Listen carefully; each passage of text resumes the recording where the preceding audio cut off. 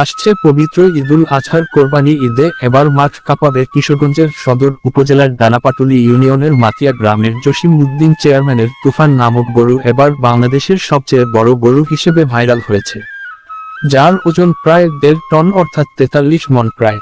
আপনারা যারা এই গরুটি ক্রয় করতে আগ্রহী আছেন, নিচে গরুর মালিকের নাম্বারে যোগাযোগ করুন এবং আলোচনা সাপেক্ষে বিক্রি করা হবে। যোগাযোগের ঠিকানা কিশোরগঞ্জ সদর উপজেলার দানাপাটুলি ইউনিয়নের মাতিয়া গ্রামে জিগাতলা বাজার সংলগ্ন।